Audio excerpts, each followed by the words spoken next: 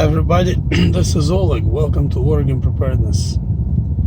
In today's video, I want to talk about heat and how we are prepared for it. Or maybe some of us are not prepared enough. As the temperatures soar toward 100-degree mark, it is feeling quite hot, especially for Oregon. I was on my vacation in Las Vegas a couple of weeks ago, and of course over there was a whole different story. It was every day 110, 115, which is just insane. Okay for vacation, but we don't want to live there.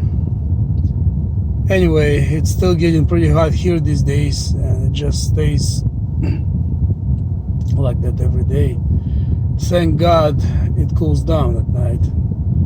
Goes down to about 60, 65 degrees, which is nice. Last night was almost 70 actually.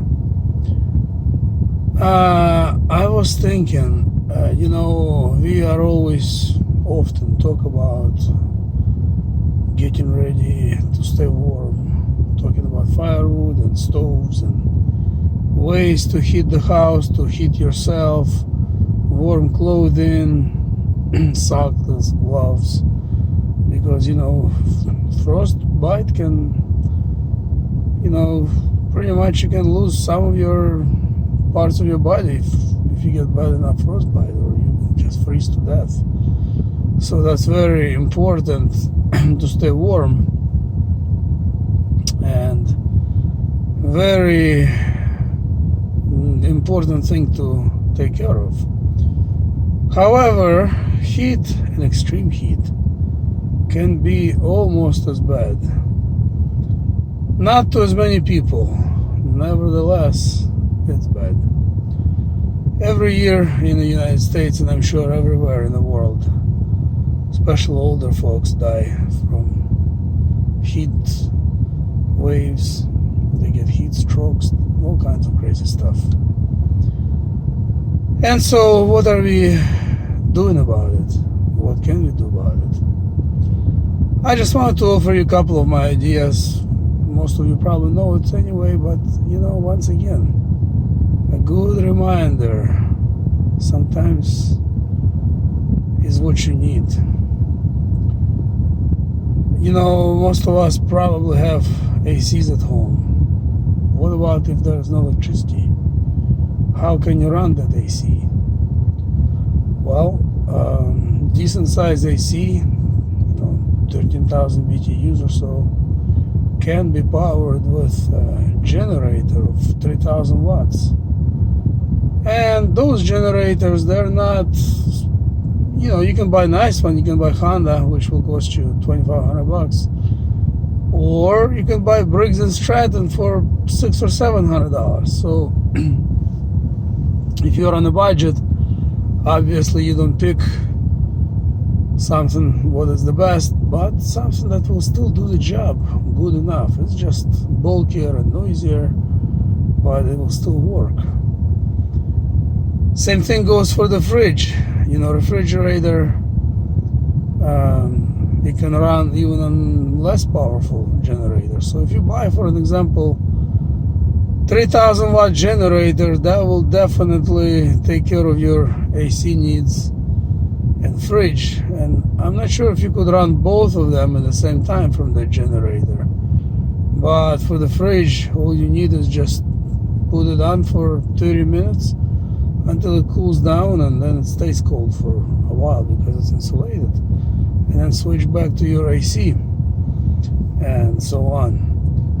Of course, I'm not sure how many watts they put out those solar powered generators. I don't think they're quite powerful, but if they are, that would be the ultimate choice. Number one, you don't need gas. You can just, initially charge them with your electricity at home, and then if there is no electricity for a prolonged period of time, you can charge them with the sunshine. And when it's hot, there is definitely plenty of sunshine. So I have to look into it myself, how many watts they come in, those solar power generators.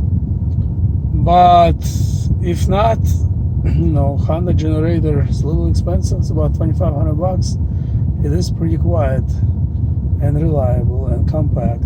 It's a good unit. I'm trying to put away some money to get some kind of generator for myself. I either want one of the Hondas or possibly the solar one. Solar would be amazing. Simply because it doesn't make any noise and because you don't need no gas for it. So imagine if we had no electricity for weeks or maybe months, maybe all summer long. I could still be powering my devices, my fridge, my AC. Because for an example, if you are a diabetic, you need a fridge, at least a little fridge to keep your insulin cold. And I imagine if you have asthma, I don't know for sure, but I imagine it's harder to breathe when it's hot.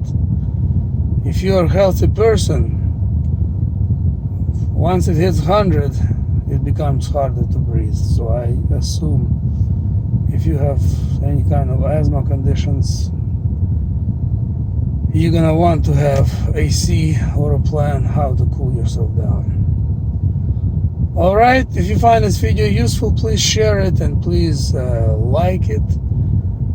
And if you haven't subscribed yet, please subscribe, hit that bell, and hit notification bell, because otherwise you won't know when the new videos come out. I also think the way YouTube works, you gotta hit the bell. Anyway, thank you for watching, everybody. I appreciate your attention, and we'll see you in the next upload. Take care.